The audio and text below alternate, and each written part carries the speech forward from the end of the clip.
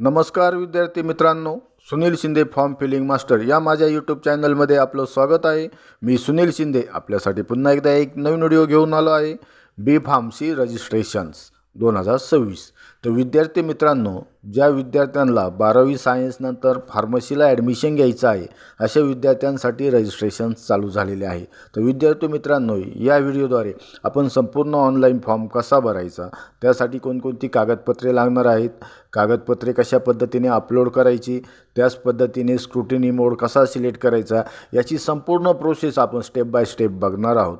त्यासाठी विद्यार्थी मित्रांनो, आपण हा व्हिडिओ नक्की शेवटपर्यंत बघा आणि आपण जर माझ्या यूट्यूब चॅनलवरती नवीन आला असाल तर माझ्या यूट्यूब चॅनलला लाईक करा, शेअर करा आणि सबस्क्राईब करा। त्यामुळे तुम्हाला असेच नवनवीन व्हिडिओ आणि ॲडमिशन संदर्भातील अपडेट मिळत राहतील। तर चला मित्रांनो, आता आपण व्हिडिओ सुरू करूया। तर विद्यार्थी मित्रांनो, या ठिकाणी गुगल सर्च बारमध्ये MST CET 2026 असे टाईप करायचे आणि त्यानंतर इंटर द्यायचं आहे। इंटर दिल्यानंतर या ठिकाणी cetcell.mahacet.org अशी वेबसाईटची लिंक दिसेल, त्या लिंकवरती क्लिक करायचं आहे। तर मित्रांनो, या वेबसाईटची जी लिंक आहे ती मी माझ्या डिस्क्रिप्शन बॉक्समध्ये टाकलेली आहे। आपल्याला जर रजिस्ट्रेशन करायचं असेल तर आपण त्या लिंकला जाऊन पण रजिस्ट्रेशन करू शकता। तर मित्रांनो, आता आपली वेबसाईट ओपन झालेली आहे। त्यानंतर या ठिकाणी उजव्या बाजूला admission portal for academic year 2026-27 अशी टॅब दिसेल, त्या टॅबवरती आपण क्लिक करायचं आहे। त्यावरती क्लिक केल्यानंतर या ठिकाणी डाव्या बाजूला टेक्निकल एज्युकेशनमध्ये स्क्रोल करून खाली यायचं आहे आणि त्यामध्ये अंडर ग्रॅज्युएट कोर्समध्ये बी फार्मसी फार्म डी या अशा पद्धतीने एक टॅब दिसेल, तर त्या टॅबवरती आपण क्लिक करायचं आहे। त्यावरती क्लिक केल्यानंतर आता या ठिकाणी आपली वेबसाईट ओपन झालेली आहे। तर त्या वेबसाईटला सुरुवातीला आपल्याला आपलं शेड्यूल बघून घ्यायचं आहे पूर्ण। तर ते शेड्यूल बघण्यासाठी या ठिकाणी क्लिक हिअर फॉर एंटायर शेड्यूलवरती क्लिक करायचं आहे। त्यावरती क्लिक केल्यानंतर आता आपलं जे ॲडमिशनचं टेंटेटिव्ह शेड्यूल ओपन झालेलं आहे। तर त्यामध्ये मित्रांनो, सुरुवातीला online registration of application and uploading required documents by candidate for admission on website तर 31 जुलै 2026 पासून सुरू झाली आणि त्याची लास्ट डेट ही 10 ऑगस्ट 2026 असणार आहे, अप टू 5 वाजेपर्यंत। त्यानंतर मित्रांनो, आपल्याला documents verification and confirmation of application form for admission by online mode म्हणजेच ई स्क्रुटिनी मोड किंवा फिजिकल मोड अशा दोन मोडमध्ये आपल्याला डॉक्युमेंट्स व्हेरीफाय करायचे आहेत। तर ते आहेत आपले 1 ऑगस्ट 2026 ते 11 ऑगस्ट 2026 अप टू 5 वाजेपर्यंत। त्यानंतर आपल्याला display of provisional merit list display होणार आहे। ते या ठिकाणी डेट नाही आहे, पण ती 13 ऑगस्ट 2026ला डिस्प्ले होणार आहे। आणि त्यानंतर मित्रांनो, सबमिशन ऑफ ग्रीवियन्स तो आहे आपला 14 ऑगस्ट ते 17 ऑगस्ट 2026। तर विद्यार्थी मित्रांनो, ज्या विद्यार्थ्यांनी फॉर्म भरला आहे व त्यामध्ये काही करेक्शन आहे, काही डॉक्युमेंट्स त्यांना अपलोड करायचे आहे, अशा विद्यार्थ्यांनी ते डॉक्युमेंट्स अपलोड करण्यासाठी ह्या 3 दिवसामध्ये ते करून घ्यायचे। ज्या विद्यार्थ्यांनी फिजिकल स्क्रुटिनी मोड सिलेक्ट केला आहे त्यांनी SC सेंटरला जाऊन ते डॉक्युमेंट्स आणि ते करेक्शन करून घ्यायचं आहे, ते डॉक्युमेंट्स अपलोड करायचे आहे। ज्या विद्यार्थ्यांनी ई स्क्रुटिनी मोड होता त्यांनी त्यांच्या लॉगिनमधनं ग्रीवियन्स टाकायचं आहे। ग्रीवियन्स टाकल्यानंतर फॉर्म अनलॉक झाल्यानंतर ते डॉक्युमेंट सबमिट करून द्यायचं आहे। त्यानंतर फायनल मेरिट लिस्ट ही 19 ऑगस्ट 2026ला लागणार आहे। त्यामध्ये सर्वात महत्त्वाचं मित्रांनो, खाली एक नोट दिलेली, तर तुमचं हे जे टाईम टेबल आहे या टाईम टेबलमध्ये वारंवार चेंजेस होऊ शकतात। तर आपण आपल्या वेबसाईटला व्हिजिट करायचं आहे आणि तिथं आपल्या काही डेट्स चेंज झाल्या आहे की नाही त्या बघून घ्यायच्या आहे, कारण बऱ्याच वेळेस आपल्या या डेट चेंज होत असतं, वाढत असतं। त्यानंतर मित्रांनो, आता या ठिकाणी आपल्याला परत वरती होमवरती क्लिक करायचं आहे आणि आपल्या होम पेजला यायचं आहे। तर होम पेजला आल्यानंतर या ठिकाणी डाव्या बाजूला इम्पॉर्टंट लिंक्समध्ये स्क्रुटिनी सेंटर लिस्ट दिलेली आहे, तर त्या टॅबवरती क्लिक करायचं आहे। त्यावरती क्लिक केल्यानंतर या ठिकाणी आपले जे SC सेंटर आहे त्याची लिस्ट आलेली आहे। त्यामध्ये institute code, institute name and address म्हणजे कॉलेज नेम आणि कॉन्टॅक्ट डिटेल्स। तर विद्यार्थी मित्रांनो, आपल्याला ज्या कॉलेजला स्क्रुटिनी सेंटरला जायचं आहे डॉक्युमेंट्स व्हेरिफिकेशनला, त्या कॉलेजचं नाव या लिस्टमध्ये आहे की नाही ते बघून घ्यायचं आहे, तिथला कॉन्टॅक्ट नंबर पण बघून घ्यायचा आहे आणि मगच आपण ते नाव या ठिकाणी सिलेक्ट करायचे आहे स्क्रुटिनी मोडला। अशा पद्धतीने सर्व कॉलेजची लिस्ट बघून घ्यायची आहे आणि त्यानंतर या ठिकाणी पुन्हा ज्या मुलांना फी बघायची असेल कॉलेजेसची तर या ठिकाणी लिंक दिलेली आहे FRAची, त्या लिंकवरती क्लिक करून तुम्ही जिल्हा वगैरे टाकून फी बघू शकता। त्यानंतर रूल्स अँड ब्राउचरमध्ये इन्फॉर्मेशन ब्राउचर आहे, ते डाउनलोड करून तुम्ही ते फॉर्म भरण्यापूर्वी एकदा वाचून घ्यायचं आहे, त्याचे नियम जे आहेत ते समजून घ्यायचे आहे आणि त्यानंतरच रजिस्ट्रेशन करायचं आहे। त्यानंतर या ठिकाणी पुन्हा एकदा आता आपल्याला होम पेजला यायचं आहे. होम पेजला आल्यानंतर या ठिकाणी आपल्याला न्यू रजिस्ट्रेशन ऑलरेडी रजिस्टर अशी टॅब दिसेल, त्या टॅबवरती आपण क्लिक करायचं आहे. त्यावरती क्लिक केल्यानंतर मित्रांनो, तुम्ही जर ऑलरेडी रजिस्ट्रेशन केलेलं असेल तर तुम्ही या ठिकाणी रजिस्टर ईमेल आय डी आणि पासवर्ड टाकायचं आणि त्यानंतर साइन इन करायचं आणि मग आपलं रजिस्ट्रेशन करून घ्यायचं आहे. पण तुम्ही जर न्यू युजर असाल, म्हणजेच तुम्ही जर नेट थ्रू एक्झाम देणार असाल, तर ज्या विद्यार्थ्यांनी नेट थ्रू एक्झाम दिलेली असेल आणि त्यांना रजिस्ट्रेशन करायचं आहे, तर त्या विद्यार्थ्यांनी या ठिकाणी न्यू युजरवरती क्लिक करून रजिस्टर या टॅबवरती क्लिक करून रजिस्ट्रेशन करून घ्यायचं आहे. पण विद्यार्थी मित्रांनो, ज्या विद्यार्थ्यांनी CET दिलेली आहे, PCB किंवा PCM, त्या विद्यार्थ्यांनी CETचा एक्झाम फॉर्म भरायच्या वेळेस ऑलरेडी रजिस्ट्रेशन केलेलं आहे, त्यांना कुठलंही रजिस्ट्रेशन करायची गरज नाही. पण ज्यांनी नीट एक्झाम दिली, नीट थ्रू त्यांना ॲडमिशन घ्यायचं आहे, अशा विद्यार्थ्यांनी या ठिकाणी रजिस्ट्रेशन करून घ्यायचं आहे. तर सर्वात महत्त्वाचं यामध्ये रजिस्ट्रेशन करताना रजिस्टरवरती क्लिक केल्यानंतर या ठिकाणी आपला ईमेल आय डी टाकायचा आहे, त्यानंतर पासवर्ड टाकायचा आहे. पासवर्ड मस्ट बी ॲटलिस्ट 1 कॅरेक्टरचा पाहिजे, त्यामध्ये एक अपर केस, एक लोअर केस पाहिजे, एक नंबर पाहिजे आणि स्पेशल कॅरेक्टर पाहिजे, मॅक्झिमम 16 कॅरेक्टरचा पाहिजे. त्यानंतर कन्फर्म पासवर्ड टाकायचा, फुल नेम आधारप्रमाणे नेम टाकायचं आहे, डेट ऑफ बर्थ टाकून घ्यायची आहे आणि त्यानंतर रजिस्टर या टॅबवरती क्लिक करायचं आहे. त्यानंतर आपल्या ईमेल आय डीला एक ईमेल येईल, तो मेल व्हेरीफाय करून घ्यायचा आहे आणि त्यानंतर आपण लॉग इन करायचं आहे. लॉग इन केल्यानंतर आपल्याला आपलं जे प्रोफाईल आहे ते प्रोफाईल क्रिएट करायचं आहे. त्यामध्ये आपलं 10वी-12वीच्या डिटेल्स वगैरे, त्यानंतर आपलं डोमासाईल वगैरे ती माहिती फिल करून द्यायची आहे आणि त्यानंतर प्रोफाईल कंप्लीट झाल्यानंतर मग फॉर्म भरायचा आहे. आता या ठिकाणी आपण रजिस्टर केलेलं आहे रजिस्ट्रेशन, तर मेल आय डी पासवर्ड टाकून साइन इन या टॅबवरती क्लिक करतो आहे. त्यावरती क्लिक केल्यानंतर आता आपण लॉग इन होणार आहे. तर लॉग इन झाल्यानंतर मित्रांनो, या ठिकाणी आपल्याला centralise admission process CAP registration register now या टॅबवरती आपल्याला या ठिकाणी क्लिक करायचं आहे. त्यावरती क्लिक केल्यानंतर आपल्याला या ठिकाणी टेक्निकल एज्युकेशन या टॅबवरती क्लिक करायचं आहे. टेक्निकल एज्युकेशनवरती क्लिक केल्यानंतर या ठिकाणी आपल्याला UG म्हणजेच अंडर ग्रॅज्युएट कोर्सेसमध्ये आपल्याला सर्व UG कोर्सेस दिसणार आहेत. त्यामध्ये आपल्याला बॅचलर ऑफ फार्मसी म्हणजे B फॉर्मसाठी रजिस्ट्रेशन करायचं आहे. तर या ठिकाणी bachelor of pharmacy register now या टॅबवरती क्लिक करायचं आहे. त्यावरती क्लिक केल्यानंतर या ठिकाणी have you appear for MST CET 2026, तर या ठिकाणी यसवरती क्लिक करायचं आहे. समजा तुम्ही नीट दिली असेल, नीट थ्रू ॲडमिशन घ्यायचं असेल तर नोवरती क्लिक करायचं आहे. तर या ठिकाणी CETवरती आपण यसवरती क्लिक केलं आहे. त्यानंतर या ठिकाणी आपल्याला CETचा ॲप्लिकेशन नंबर टाकायचा आहे, त्यानंतर CETचा रोल नंबर या ठिकाणी आपण टाकून घ्यायचा आहे. तर मित्रांनो, रोल नंबर टाकताना आपल्याला ज्या CETला PCM किंवा PCBपैकी ज्या एक्झामला जास्त मार्क्स आहे त्या ठिकाणचा आपण रोल नंबर टाकायचा आहे. त्यानंतर आपल्याला आपली डेट ऑफ बर्थ टाकायची आहे आणि डेट ऑफ बर्थ टाकल्यानंतर आपण चेक CET डिटेल्स या टॅबवरती क्लिक करायचं आहे.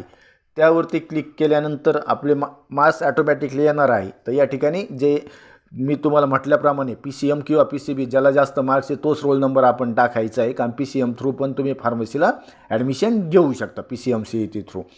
आणि या ठिकाणी चेक CETवरती क्लिक केल्यानंतर या ठिकाणी आपले CETचे मार्क्स आलेले आहे ते बघून घ्यायचे, आपले मार्क्स बरोबर आहे की नाही.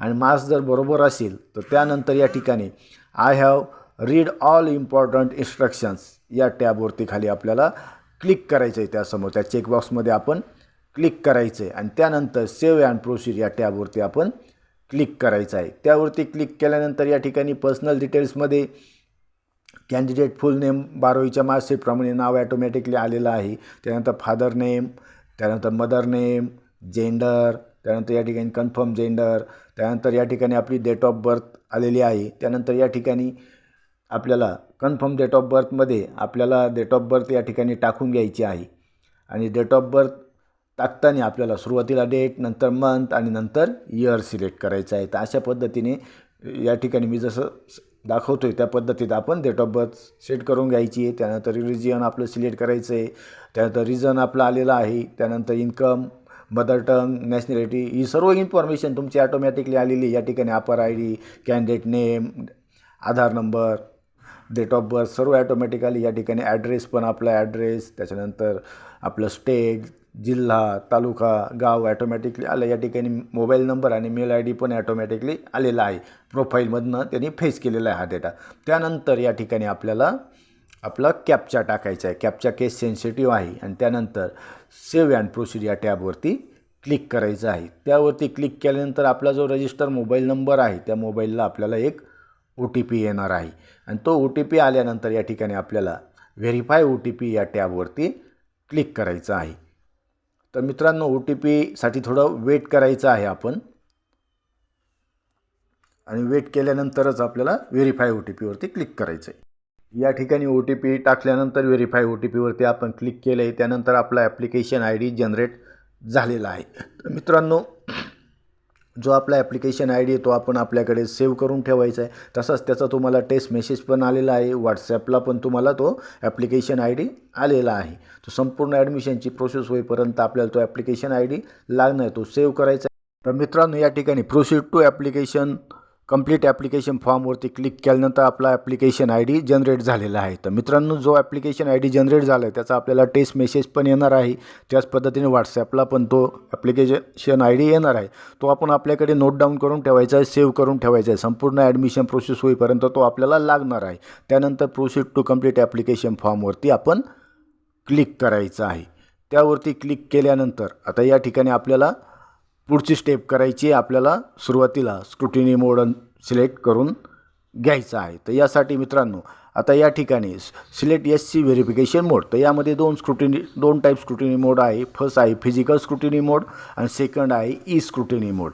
तर यामध्ये मित्रांनो, ज्या विद्यार्थ्यांना कॉलेजला जाऊन SC सेंटरला जाऊन डॉक्युमेंट्स व्हेरीफाय करायचे आहे अशा विद्यार्थ्यांनी फिजिकल स्क्रुटिनी मोड सिलेक्ट करायचा आहे. तर त्या विद्यार्थ्यांनी आपला ऑनलाईन फॉर्म भरायचा आहे व फॉर्मची प्रिंटआउट आणि ओरिजिनल डॉक्युमेंट्स घेऊन आपल्या SC सेंटरला जायचं आहे आणि तिचे डॉक्युमेंट्स व्हेरीफाय करायचे आणि डॉक्युमेंट्स व्हेरिफिकेशननंतर कॉलेजकडून SC सेंटरकडून ॲक्नॉलेजमेंटची प्रिंट घ्यायची आणि त्यावरती त्यांचे स्टॅम्प आणि साईन घ्यायची आहे. आणि ज्या विद्यार्थी ई स्क्रुटिनी मोड सिलेक्ट करणार आहे त्या विद्यार्थ्यांनी आपला घरी किंवा घरीच लॅपटॉपमध्ये किंवा मोबाईलमध्ये किंवा सायबर कॅफेत जाऊन फॉर्म भरायचा आहे.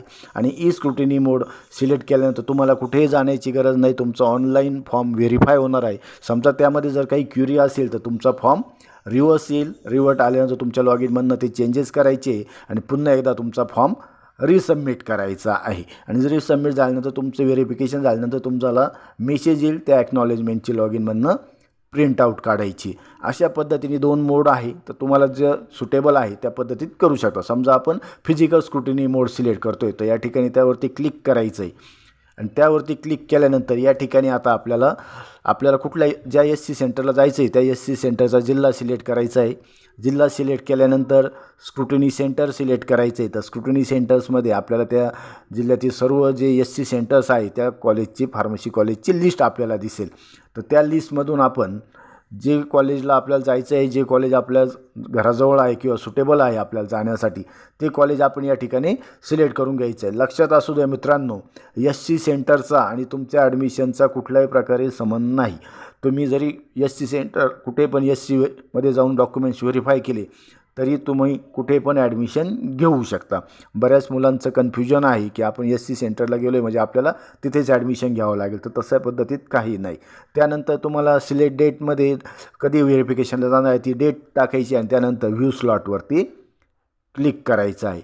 व्ह्यू स्लॉटवरती क्लिक केल्यानंतर या ठिकाणी आपल्याला 10 ते 11, 11 ते 12, 12 ते 1, 1 ते 2, 3 ते 4, 4 ते 5 असे स्लॉट दिसतील. तुम्हाला ज्या स्लॉटला जायचं आहे तो स्लॉट या ठिकाणी बुक करायचा आहे. तर या ठिकाणी समजा 3 स्लॉट दिसत आहे 12 ते 1. तर यापुढे या ठिकाणी बुक स्लॉटवरती क्लिक करायचं आहे आणि त्यावरती क्लिक केल्यानंतर या ठिकाणी ओकेवरती क्लिक करून घ्यायचं आहे. तर या ठिकाणी आपल्याला पुन्हा एकदा मी तुम्हाला सांगतो बुक स्लॉट कशा पद्धतीने करायचा आहे. तर या ठिकाणी जिल्हा सिलेक्ट करायचा आहे, त्यानंतर स्क्रुटिनी सेंटर सिलेक्ट करायचं आहे, त्यानंतर डेट सिलेक्ट करायची आणि व्ह्यू स्लॉटवरती क्लिक करायचं आहे. व्ह्यू स्लॉटवरती क्लिक केल्यानंतर या ठिकाणी आपल्याला टाईम दिसतील 10 ते 11, 11 ते 12 मी सांगितल्याप्रमाणे. आणि जो स्लॉट बुक करायचा आहे त्यापुढे बुक स्लॉट पुढे क्लिक करायचं आहे आणि क्लिक केल्यानंतर आपला स्लॉट सक्सेसफुली बुक झालेला आहे असा तुम्हाला या ठिकाणी मेसेज पण डिस्प्ले होईल. व्यवस्थित बघून घ्या मित्रांनो, मी तुम्हाला ही स्टेप 2दा दाखवलेली. बुक स्लॉट बुक कसा करायचा त्या पद्धतीने. आणि त्यानंतर आता आपल्याला फॉर्म भरायचा आहे. तर फॉर्म भरण्यासाठी या ठिकाणी फिल इडिट ॲप्लिकेशन फॉर्मवरती क्लिक करायचं आहे आणि त्यानंतर आपल्याला या ठिकाणी टाईप ऑफ कॅन्डिडेचर सिलेक्ट करायचे. तर यामध्ये विद्यार्थी मित्रांनो, जो विद्यार्थी 10वी आणि 12वी महाराष्ट्रात पास झाला आहे आणि त्या विद्यार्थ्याचं डोमासाईल हे महाराष्ट्रातील आहे अशा विद्यार्थ्यांनी टाईप ए सिलेक्ट करायचं आहे. त्यानंतर जो विद्यार्थी टाईप एमध्ये बसत नाही परंतु त्याचे आई किंवा वडील यांचं डोमासाईल सर्टिफिकेट हे स्टेट ऑफ महाराष्ट्राचं आहे अशा विद्यार्थ्यांनी टाईप बी हा ऑप्शन सिलेक्ट करायचा आहे. त्यानंतर जो विद्यार्थी वरील दोन्ही टाईपमध्ये बसत नाही परंतु त्याचे आई किंवा वडील हे गव्हर्नमेंट ऑफ इंडियाचे एम्प्लॉई आहे आणि ते महाराष्ट्रामध्ये सर्व्हिस करताय अशा विद्यार्थ्यांनी टाईप सी हा ऑप्शन सिलेक्ट करायचा आहे. त्यानंतर जो विद्यार्थी वरील तिन्ही टाईपमध्ये बसत नाही अशा विद्यार्थ्यांनी आपल्याला टाईप डी सिलेक्ट करायचं आहे. तर कोणी जो विद्यार्थ्याचे आई किंवा वडील हे एम्प्लॉई ऑफ गव्हर्नमेंट ऑफ महाराष्ट्राचे आहे किंवा रिटायर एम्प्लॉई आहे अशा विद्यार्थ्यांनी या ठिकाणी टाईप डी हा ऑप्शन सिलेक्ट करायचा आहे. त्यानंतर या ठिकाणी जो विद्यार्थी महाराष्ट्र आणि कर्नाटक बॉर्डरवरती राहिला आहे आणि त्याची मदर टंग ही मराठी आहे अशा विद्यार्थ्यांनी टाईप ई हा ऑप्शन सिलेक्ट करायचे आहे. तर मित्रांनो, त्या जी गावाची लिस्ट आहे महाराष्ट्र कर्नाटक बॉर्डरची ती या ठिकाणी दिलेली आहे, आपण ती बघून घ्यायची. त्यानंतर जो विद्यार्थी आउटसाईड ऑफ महाराष्ट्र आहे म्हणजे महाराष्ट्राबाहेरील आहे त्यांनी OMS कॅन्डिडेट ही कॅटेगरी सिलेक्ट करायची आहे. त्याच पद्धतीने खाली आपल्याला अजून 2 कॅटेगरी दिलेल्या आहे, त्या 2 बघून घ्यायच्या आहे.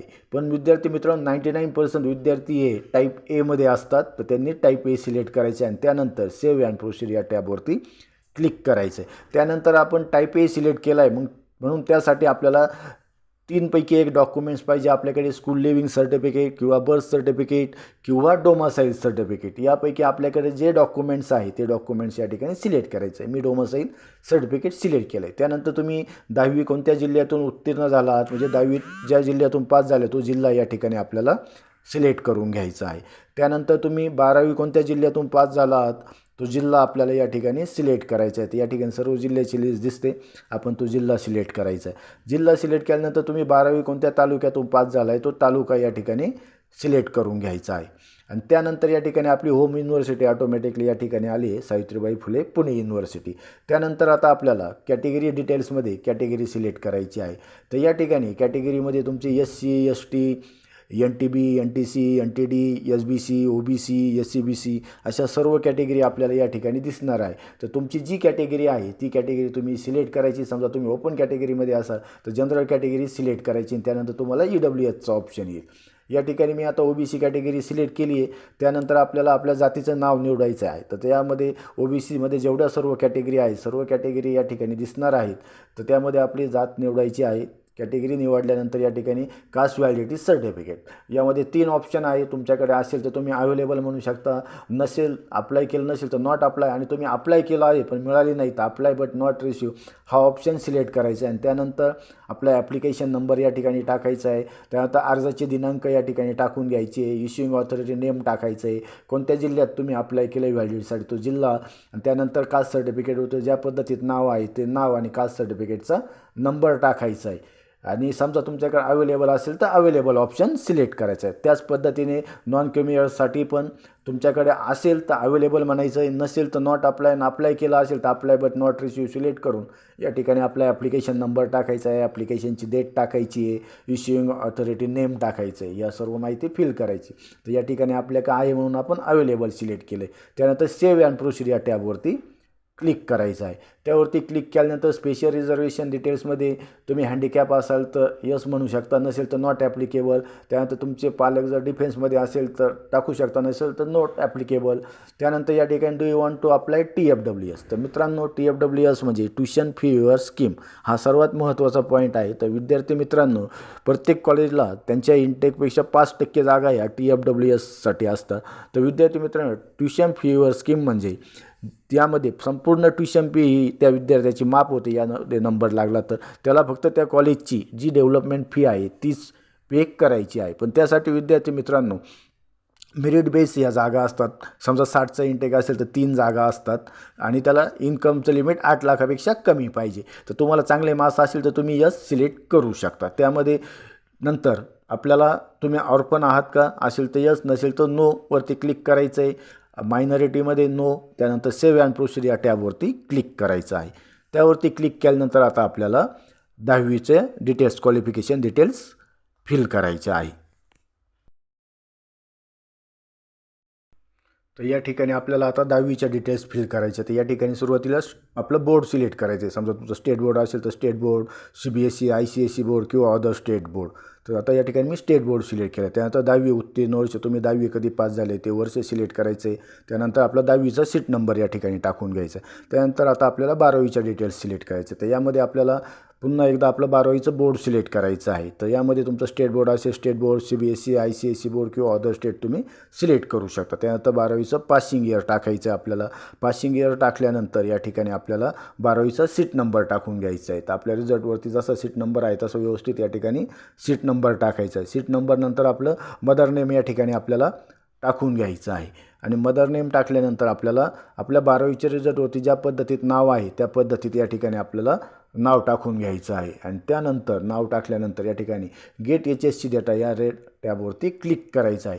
त्यावरती क्लिक केल्यानंतर या ठिकाणी आपले जे 12वीचे मार्क्स आहे ते या ठिकाणी ॲटोमॅटिकली येणार आहे. तर ते मार्क्स आपण या ठिकाणी सब्जेक्ट वाईज चेक करून घ्यायचे आहे. ते मार्क्स ॲटोमॅटिक जे फेज झाले ते आपले बरोबर आहे की नाही. त्याच पद्धतीने आपले जे ॲग्रिगेट मार्क्स आहे ते पण आणि पर्सेंटेज पण आपण बघून घ्यायचे आहे.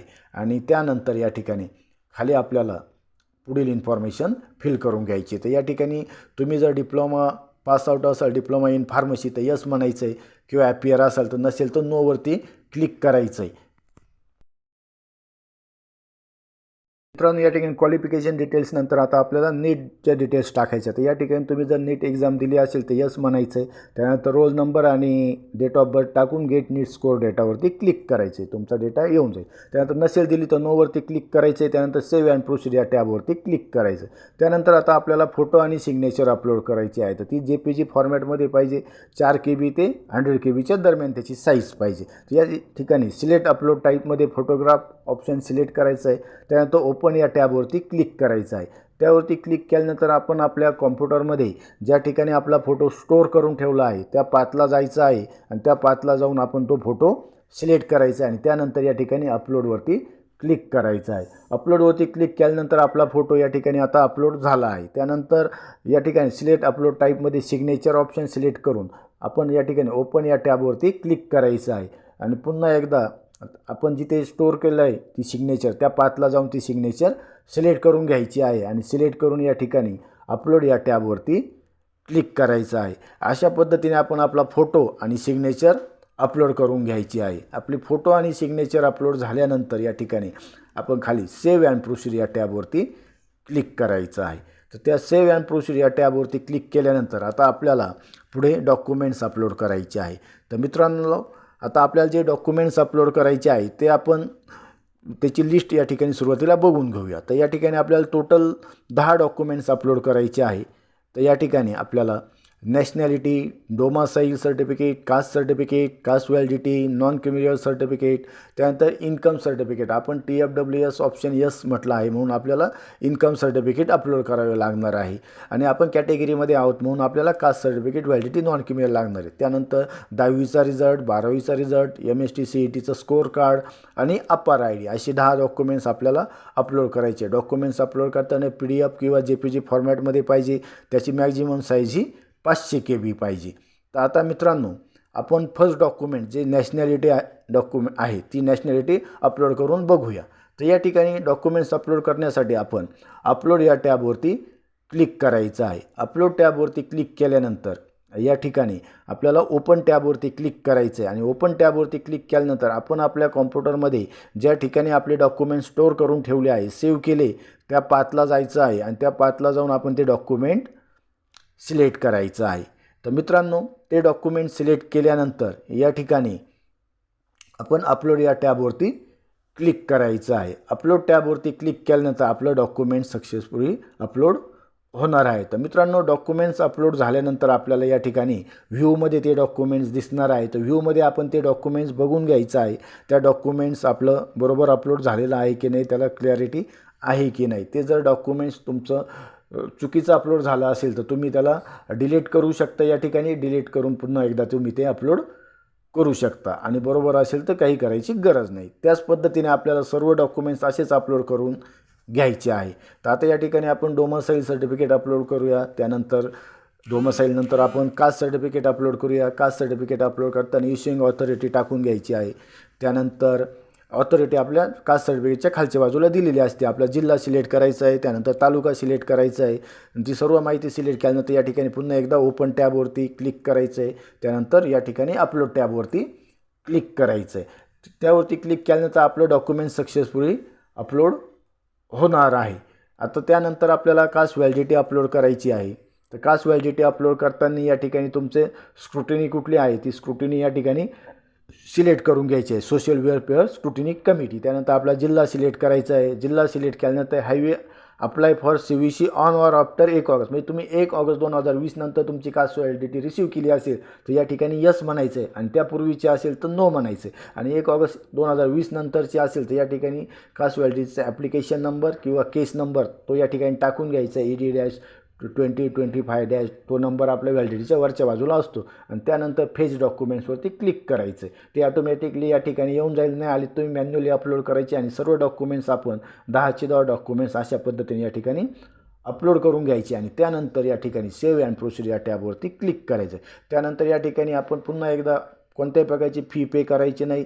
सेव्ह अँड प्रोसीड टॅबवरती क्लिक करायचे आणि त्यानंतर आपला फॉर्म झालेला आहे भरून. तर या ठिकाणी ॲप्लिकेशन फॉर्मची आपली प्रिंटआउट काढायची आहे आणि ती प्रिंटआउट आणि आपले ओरिजिनल डॉक्युमेंट्स आणि ह्या डॉक्युमेंटची झेरॉक्स सेट घेऊन आपल्याला जर फिजिकल व्हेरिफिकेशन करायचं असेल त्या SC सेंटरला हे सर्व डॉक्युमेंट्स ओरिजिनल डॉक्युमेंट्स घेऊन जायचे आहे आणि तिथे आपले डॉक्युमेंट्स व्हेरीफाय करून घ्यायचे आहे. डॉक्युमेंट्स व्हेरीफाय झाल्यानंतर ते आपल्याला त्यांच्याकडनं ॲक्नॉलेजमेंटची प्रिंट घ्यायची आहे. त्यावरती SC ऑफिसरचे स्टॅम्प आणि साईन घ्यायची आहे. तर अशा पद्धतीने मित्रांनो आपल्याला B-Pharmcy रजिस्ट्रेशनचा फॉर्म भरायचा आहे. फॉर्म भरताना तुम्हाला काही क्युरी असेल, काही डाऊट असेल तर तुम्ही मला माझ्या कमेंट बॉक्समध्ये कमेंट करू शकता.